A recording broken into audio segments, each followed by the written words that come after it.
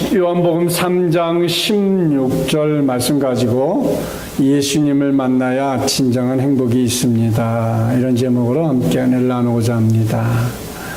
우리가 예수님을 만나야 돼요. 사람들이 예수님을 못 만나니까 많은 생각들을 하죠.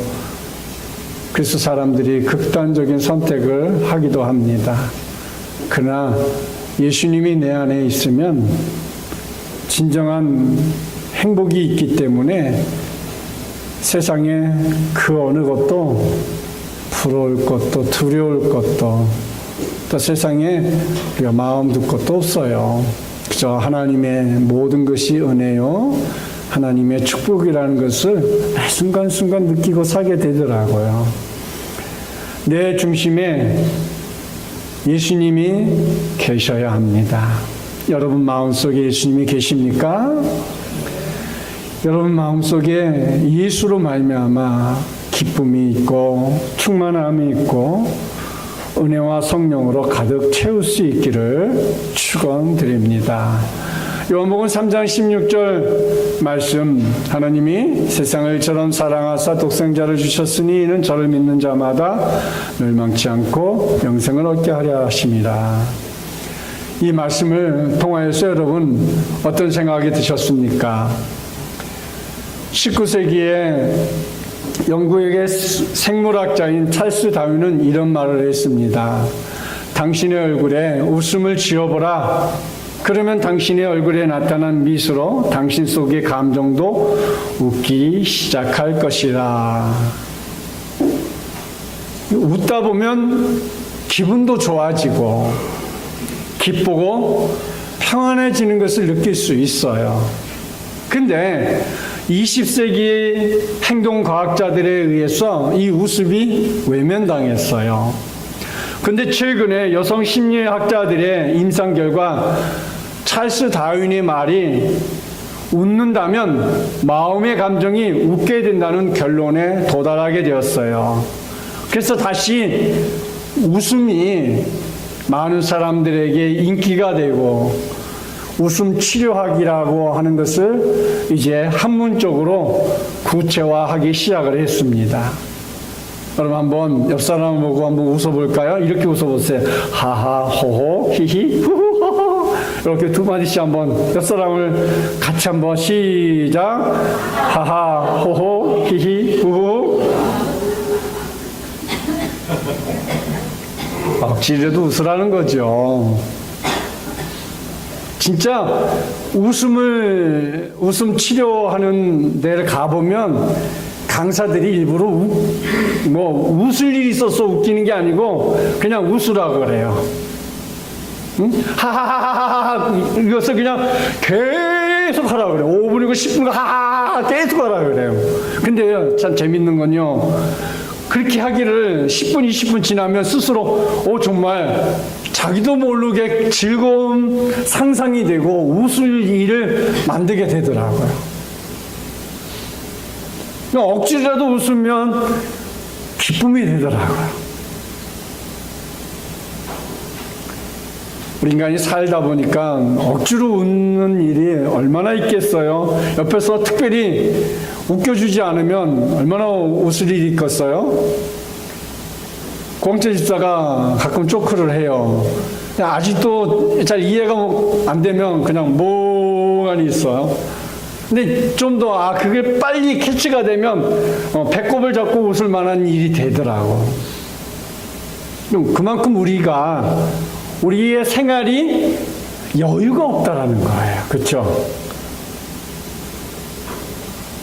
여유가 없으니까 그런 조크에도 이해가 안 되는 거야. 점점 우리의 생활이 어떻게 해요? 메말라가고 있다라는 거죠. 찌들어가고 있다라는 거죠. 삶이 어려우니까 그렇죠. 근데 사실 그렇지는 않아요. 삶하고는 우리의 웃음하고는 전혀 다른 모습이에요. 어려워도 웃는 사람이 있어요. 힘들어도 웃으며 사는 사람들이 있어요. 즐겁게 살기를 힘쓰는 사람들이 얼마든지 있다라는 것이지요. 웃음하게 아버지라고 일컫는 노만 카스는 1964년 의학적으로 치료 불가능한 불치병으로 죽어가고 있었어요. 처음에는 목이 굳고 팔이 굳고 손이 굳고 손가락이 굳고 다리 굳고 발가락이 굳어 계속 몸이 굳어가면서 죽는 병에 걸린 것입니다. 이 노만의 병은 병원도 의사도 그 누구도 치료할 수가 없게 되었습니다. 그래 노만은 자신의 살아온 날들을 되돌아보았습니다. 자신의 생애가 너무 부정적이었어요. 웃음도 없이 분노하고 성질내고 짜증내고 스트레스 받고 스트레스 주는 그런 일생을 살았던 것이지요.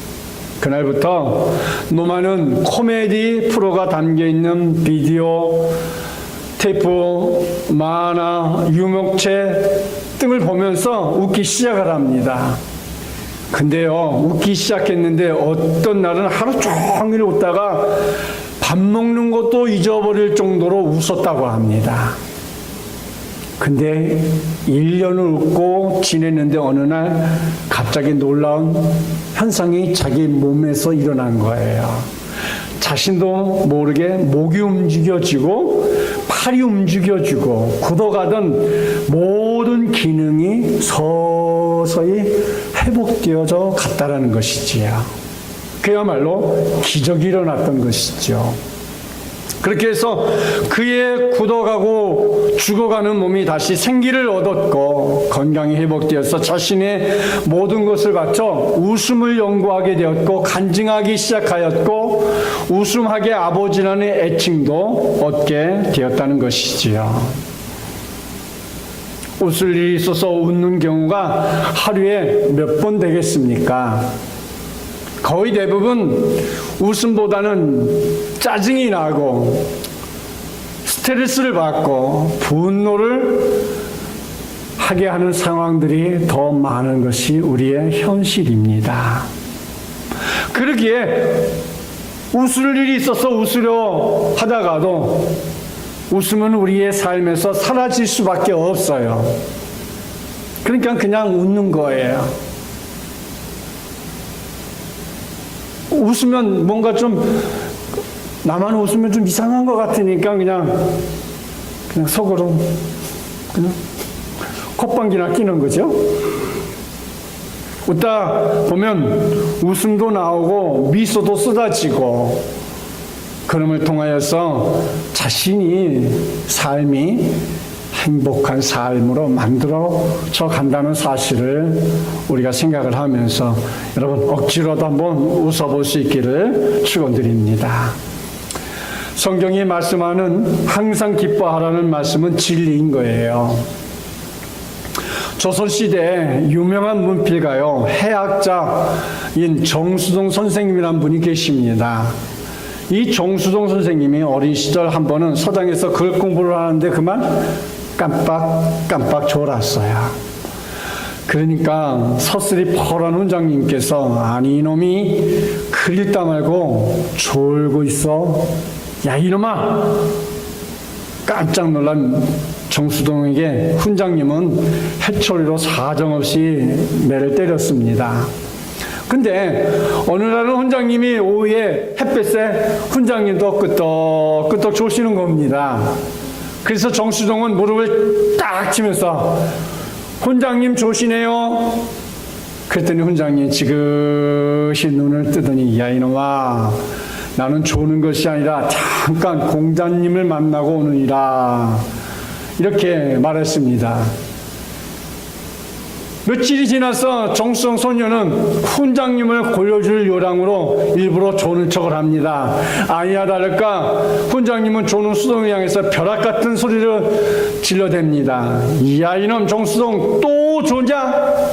할 때 살며시 눈을 뜨고는 예 훈장님 저도 조는 것이 아니고 훈장님을 닮아 공장님을 만나고 오는 길입니다.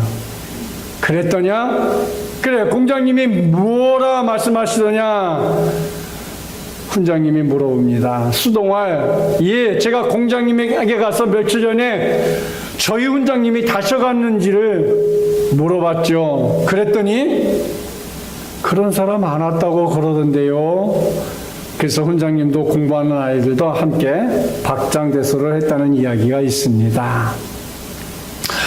그렇습니다. 사랑하는 성도 여러분, 누굴 만나느냐에 따라서 웃음도, 울음도, 기쁨도, 배움도 있는 것입니다. 우리 성도들은 주님을 만나야 합니다. 예수를 만나 살아가는 인생만이 우리에게 희망이 있습니다. 우리에게 행복이 있습니다. 영원한 생명이 예수 안에 있는 것입니다. 사람으로서 사는 참맛을 느낄 수 있게 해주는 것이 예수 안에서는 다 있습니다. 여러분, 삶 속에서 날마다 희망과 위로, 생명과 평안, 길과 진리요 영생이신 예수님을 여러분 만나기를 축원드립니다. 첫째로 예수 안에는 새 것이 있습니다. 예수 안에는 모든 것이 새로워집니다. 옛것은 지나고 새 것이 있어요. 난생 처음 백화점에 가본 시골 할아버지가 있었어요. 엘리베이터 앞에서 신기한 듯 이것저것을 할아버지가 구경을 했어요. 야, 신기하네. 뭐가 문이 열리더니 그 안에 사람이 들어갔다 나왔다. 참 신기해요. 마침 엘리베이터 문이 열리고 할머니 한 분이 엘리베이터 안으로 쏙 들어갑니다. 할아버지는 그걸 타는 것인지 모르고 그냥 서 있었습니다. 그리고 잠시 후에 그 문이 열리더니 예쁜 아가씨가 내리지 않겠어요? 할아버지는 너무나 깜짝 놀랐어요. 옆에 있던 손자의 손을 잡고 뛰기 시작합니다. 옆에 있는 손자가 할아버지 왜 그러세요? 니네 할머니도 저 기계 속에 넣었다 끄집어내야겠다. 아직도 이해가 안 가신 분은 그냥 뭔 말인지 그러죠? 할머니가 엘리베이터 속에 들어갔는데 바로 나온 것이 누구예요? 젊은 아가씨가 나왔으니까 할아버지가 마누라도 저 기계 속에 들어갔다 나오면 젊어진 이쁜 아가씨가 나올 것으로 생각한 것이죠. 그렇습니다. 예수님은 신비한 기계이십니다. 예수님 안에 들어갔다 나오면 죄인이 의인이 됩니다. 낡은 인생이 새로워집니다. 우리가 예수로 말미암아 새로운 인생, 예수로 말미암아 새로운 삶, 예수로 말미암아 하나님이 주시는 은혜와 축복의 삶을 살아갈 때 그것이 새로운 삶이에요. 이 끝은 지나간 것이기 때문에 우리는 새로운 삶을 살아가야 하는 것이죠. 고린도후서 5장 17절 말씀에 그런지 누구든지 그리스도 안에 있으면 새로운 피조물이라. 이전 것은 지나갔으니 보라 새 것이 되었도다. 이전 것에 얽매이는 삶이 아닌 주 안에서, 말씀 안에서, 은혜 안에서 새로운 것을 얻고 살아가는 하나님의 백성들이 되기를 축원드리십니다. 그래서 이전 것은 지나갔으니 보라 새 것이 되었다. 새 것이 된 성경의 수많은 사람들이, 기독교 역사상 수많은 사람들이 예수를 만나 모두 새로워졌습니다. 우리는 어린 시절 교회에 가면 꼭 빼놓지 않고 부르었던 것이 뭐예요? 요한복음 3장 16절이었죠. 하나님이 세상을 이처럼 하면서 많이 가르쳐줬죠. 여기는 유치원 어린이 주일학교를 안 다니신 분만 양적이셨군요. 선생님도 안 하셨어요? 다음 주부터 와서 선생님 하세요. 사랑하는 성도 여러분, 우리는 날마다 주님 안에서 새롭게 되는 삶을 항상 살기를 힘쓰고 애쓰는 삶을 가져야 합니다. 새 것이 되어야 자신이 항상 난 멋진 사람이야, 난 언제나 새로운 사람이야, 난 항상 은혜가 있는 사람이야, 이렇게 자신을 멋진 사람으로 인식하고 자기를 사랑하는 사람의 모습을 가질 수 있는 거죠. 자기 스스로 새 것이 되었음을 느끼고 감사하는 삶은 매우 소중하고 귀한 시간입니다. 마가복음 2장 21절에도 함께 성독해 봅니다. 시작. 생배조각을 낡은 옷에 붙이는 자가 없나니 만약 그렇게 하면 기운 새 것이 낡은 것을 당기어 헤어짐이 더하게 되느니라. 낡은 옷에 붙이는 자가 없다라고 했어요. 왜? 새 것이 낡은 그것을 당기어 헤어짐이 더해지기 때문에 우리는 생각해야 합니다. 누구나 이론적으로는 잘 압니다. 새 것을 좋아합니다. 생각으로는 새 것을 좋아하고 행동으로는 날 것을 좋아해요. 그렇죠? 항상 새 옷을 입기를 원해요. 그렇죠? 그러면 새 옷을 입기를 좋아하면서도 우리의 행동은 어때요? 낡은 옷. 옛습관, 예수 믿기 전에 행하던 답습 그대로 가지고 와서 살아간다는 거죠. 주님 앞에 와서 새 것으로 만들지 못하고 새 것으로 삶을 살지 못하고 있다는 것이죠. 주님이 앞에 왔으면 은혜의 사람, 축복의 사람, 성령의 사람, 전도의 사람으로 새로 태어나는 그런 비밀의 자녀가 되어야 되는데 그렇지 못하다는 것이죠. 19세기 세계 영적 부흥의 거장 그러면 D.L. 무디를 우리는 잘 알고 있습니다.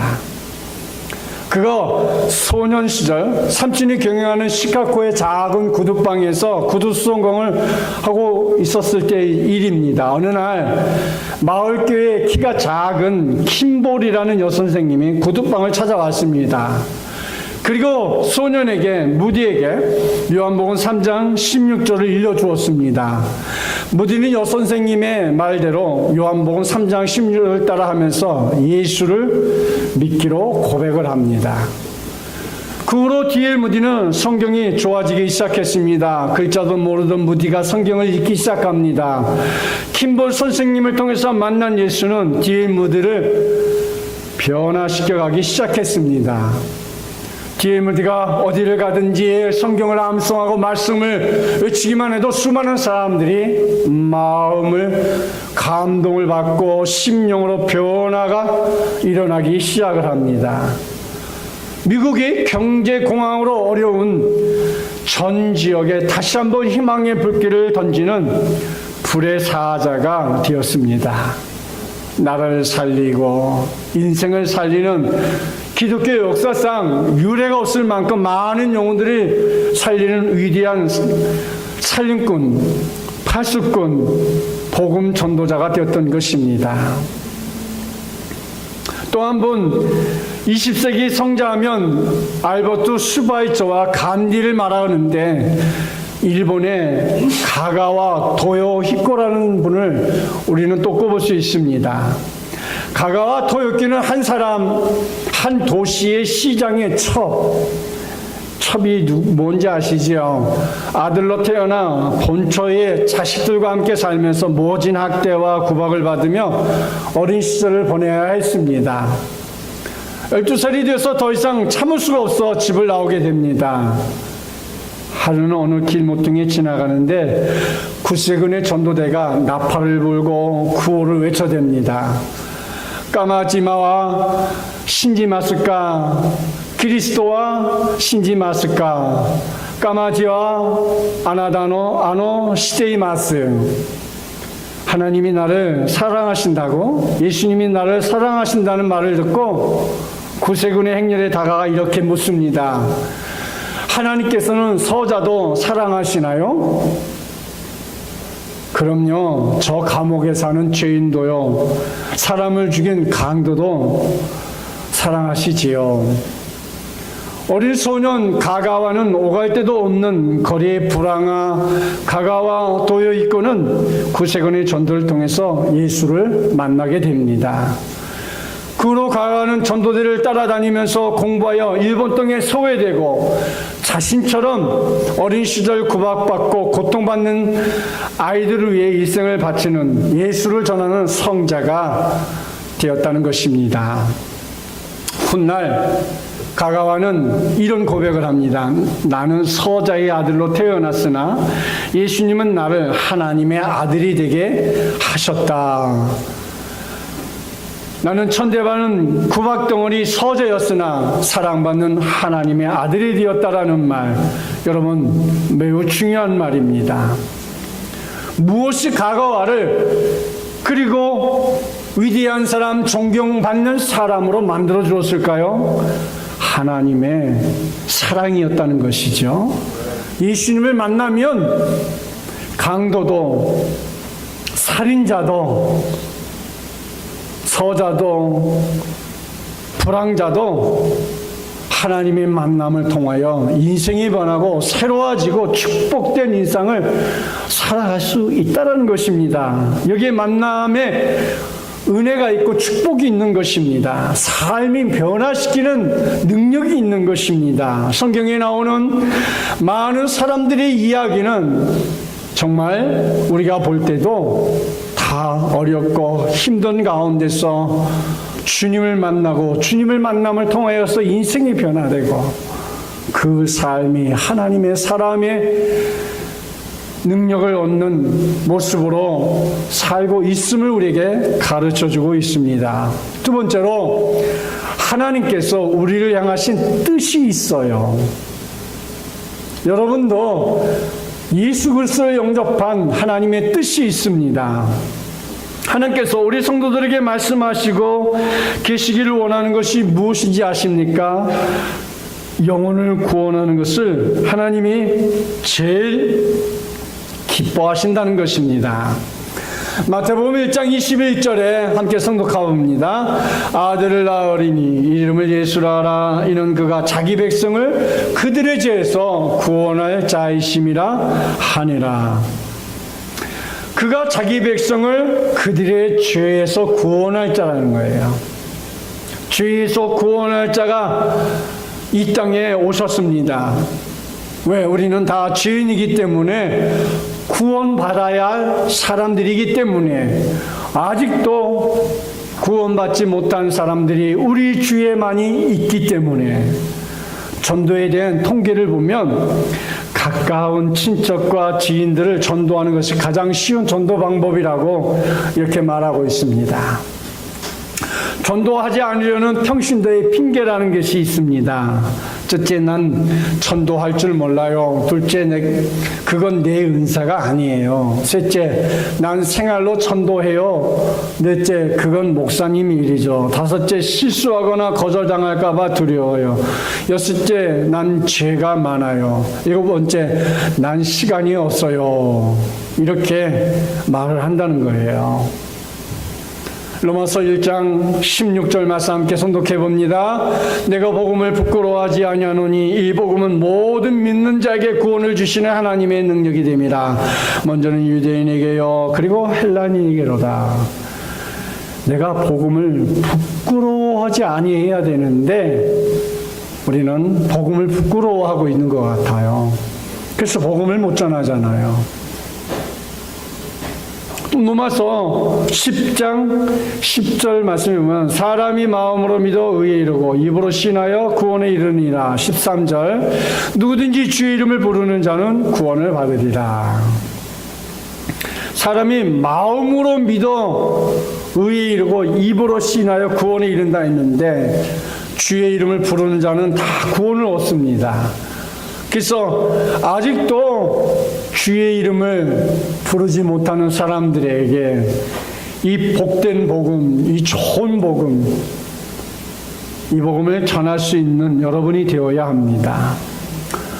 유명한 피카소의 작품 중에 도무지 값을 따질 수 없을 정도로 매우 가치가 있는 예술품이 있는데 황소머리라는 조각 작품이랍니다. 근데 그 작품의 재료는 쓰레기장에서 가서 얻어온 낡은 자전거라고 합니다. 때문에 피카소는 쓰레기는 위대한 가능성을 가졌다라고 말한 적이 있다고 합니다. 이 쓰레기에 누구의 손이 닿았느냐, 누구를 만나느냐에 따라서 그 가치가 달라지는 것이요. 피카소의 손에 닿았을 때 쓰레기장에 버려진 고물 자전거가 놀라운 가치를 발휘하게 된 것처럼 우리는 하나님의 손에 붙잡힌 자가 될 때에 위대한 가치가 있는 거예요. 내가 하나님의 손에 붙잡히고 하나님과 함께하는 삶을 살아가면 여러분은 이 땅에서 가장 위대한 사람, 이 땅에서 가장 축복받는 사람, 이 땅에서 가장 소망이 있는 사람이 될 수 있다는 것을 말해주고 있는 것이죠. 그것은 바로 우리가 행복하게 사는 것이에요. 하나님은 인간을 창조하셨을 때 행복하게 살도록 창조해 주었어요. 근데 인간이 에덴 동산을 죄로 잃어버렸습니다. 저주받은 인간으로 불행하게 살게 되었습니다. 근데 하나님께서 이를 안타깝게 여겨 예수 그리스도를 우리에게 보내주신 것 아닙니까? 그것이 우리에게 구원이에요. 구원은 죄로부터 사함을 입는 것입니다. 죄의 용서를 의미합니다. 죄는 곧 저주요, 죄의 싹은 사망이요, 하나님의 심판이었습니다. 우리는 죄로 말미암아 모두 다 하나님으로부터 버림받은 사람들이었는데 예수 그리스도로 말미암아 이제 구원받은 사람들이 된 것이지요. 그래서 우리가 예수를 믿는다는 것은 최대의 사건이요, 운명을 바꿔놓는 하나님의 최대의 은총이요, 운명이 바뀔 수 있는 전도야말로 우리 성도들이 꼭 해야 할 일이지요. 왜 내가 구원받으니 얼마나 좋습니까? 그 좋은 것을 우리가 전도해야 하는 것이죠. 버나드 쇼는 자기 생에 두 가지 비극이 있었다 이렇게 말합니다. 그 중에 한 가지는 내가 바라는 소원이 이루어지지 않았을 때 오는 아픔이요, 또 한 가지는 내가 소원하는 것을 이루었을 때 오는 공허감이다 이렇게 얘기했어요. 우리는 그와 다릅니다. 인생은 우리를 구원하신 창조주 하나님이 뜻이 이루는 과정입니다. 그 과정에서 우리는 전도하고 행복하게 살며 믿음 안에서 자유함을 누리고 살아가는 그런 삶이기 때문에 저런 아픔 속에 살 필요가 없어요. 얼마든지 우리는 예수 안에서 행복하고 예수 안에서 은혜와 축복이 있는 삶을 우리는 늘 살며 그것을 누리며 사는 사람들이 되고 있기 때문입니다. 셋째로, 회개의 복음만이 구원에 이르게 합니다. 여러분, 니느웨 성을 향해서 하나님이 긍휼과 용서와 자비와 사랑은 그대로 멈추고 만 것이 아니잖아요. 하나님께서 요나를 고기 뱃속에 집어 넣어서까지 니느웨 성 백성들을 사랑하고 계신 것을 우리는 기억하고 있습니다. 요나로 하여금 니느웨에 가서 저들의 죄악을 외치게 하셨습니다. 결국 니느웨 사람들은 왕을 비롯하여 모든 대신들과 백성과 짐승들이 모두 다 굵은 베옷을 입고 부르짖으며 회개했습니다. 사실 회개는 오래 믿는 사람보다 전혀 믿어본 적이 없는 사람들이 죄를 더 잘 회개한다고 합니다. 니느웨는 철저히 회개했습니다. 결국 하나님께서 니느웨 성에 내리려고 했던 재앙을 내리지 않고 저들에게 긍휼과 용서와 자비와 사랑과 은혜를 베풀어 주었어요. 이것이 하나님의 지극한 사랑이죠.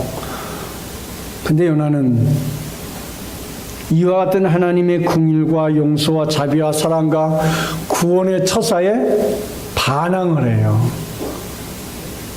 하나님을 타이르기까지 합니다. 요나서 4장 1절 2절 말씀에 뭐라고 했냐면, 요나가 매우 싫어하고 성내며 여호와께서 기도하여 이르시되, 여호와께서 내가 고국에 있을 때 이러하겠다고 말씀하지 아니하셨나이까? 그러므로 내가 빨리 다시스로 도망하여 싸우니 주께서는 은혜로우시며 자비로우시며 노하기를 더디하시며 이내가 크사 뜻을 돌이켜 재앙을 내리지 아니하시는 하나님이신 줄 내가 알았음이니이다.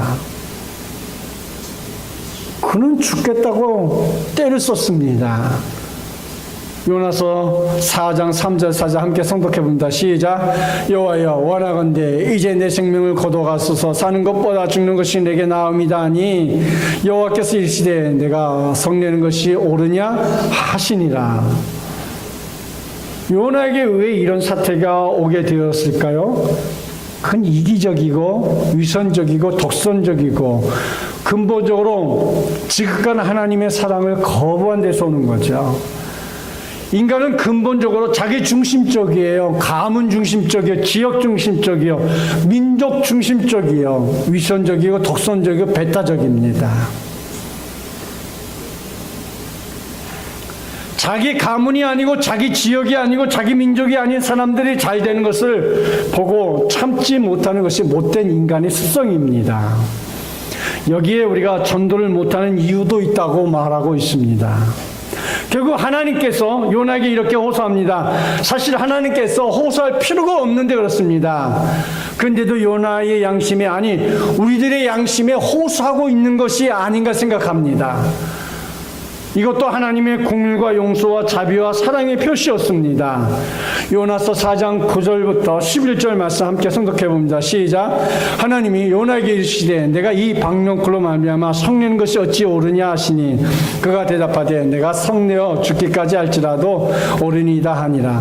여호와께서 이르시되 내가 쓰고도 아니하였고 지도 아니하였고 하룻밤에 났다가 하룻밤에 말라버린 이 박농쿨을 아꼈거든. 하물며 이 큰 성은 니느에 좌우를 분별하지 못하는 자가 12만 명이요 가축도 많이 있나니 내가 어찌 아끼지 아니하겠냐 하니라.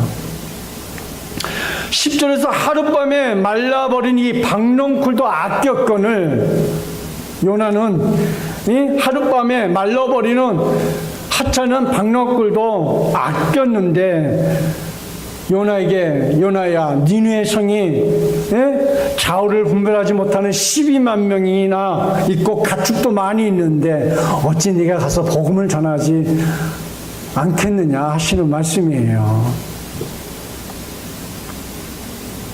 요나는 이 호소의 말씀을 귀담아 들으려고도 하지 않았고 대답을 하지도 않았습니다. 죄송한 말씀이지만 이 하나님의 호소의 말씀을 오늘 저와 여러분이 귀담아 들어야 할 것입니다. 우리가 살고 있는 이 지역에, 이 나라에는, 아니 더 많은 이 지구상에는 수많은 사람들이 하나님을 알지 못하고 죽어가고 있다는 사실을 우리에게 가르쳐주고 있는 거예요. 모세에 들린 양치는 목동의 지팡이, 여리고성의 기생나합이 성벽에 걸쳐놓은 붉은 줄, 다윗에 쏠린 조그마한 물맷돌, 삼손의 손에 들린 나귀 턱뼈, 저 벳살 들녘에서 어린 아이가 보리떡 5개와 물고기 2마리, 아주 별 볼 일 없는, 보잘것없는 것으로 우리가 보일 수 있습니다. 그러나 결코 그렇지 않습니다. 모세에게 들린 지팡이는 이스라엘 백성들을 인도하는 정말 위대한 지팡이요, 기생 나합이 성 밖으로 내려오는 붉은 줄은 그 가정과 그곳에 있는 모든 사람들이 살아갈 수 있는, 살릴 수 있는 생명줄과 같은 것이요, 다윗의 손에 들린 이 물맷돌은 민족을 전쟁에서 이길 수 있는 위대한 힘이 있는 것이요, 삼손에 들린 나귀 턱뼈, 그 별거 아닌 것이지만 그걸 통하여서 하나님의 일을 했고, 어린 꼬마가 한 끼 식사로 가져왔던 그 작은 도시락, 물고기 2마리, 보리떡 5개, 그것으로 5,000명이 먹고 남은 것을 거두니 12바구니가 됐다는 것입니다. 하나님의 기적을 이루는 구원의 메시지였던 것이죠. 결론을 맺고자 합니다. 전도하면 내 자신이 행복해지는 거예요. 누구를 위해서 전도하는 게 아니고 내 자신이 행복해지기 위해서. 왜? 전도하다 보면요, 내 신앙이 성숙해지고요, 내가 하나님의 사람으로 거듭나는 느낌을 받을 수 있어요. 왜? 내가 예수 믿지 않는 사람들에게 복음을 제시하기 위해서는 내 속에 있는 믿음을 총동원해야 될 거 아니에요. 그렇죠? 그냥 예수 믿으세요. 교회에 오세요. 그걸로 끝나는 건 아니잖아요. 예수님은 누구이며 왜 예수를 믿어야 되는지를 우리가 할 때에 우리가 전도를 하면서 내 자신이 행복해지고 믿음으로 사는 사람이 되고 완전한 사람이 되어가는 과정인 것이죠. 그래서 천국은 왜 갑니까? 행복하게 살려고 가는 것입니다. 왜 죄서 용서받으려고 합니까? 행복하게 살려고 그럽니다. 제가 있으면 행복할 수 없습니까?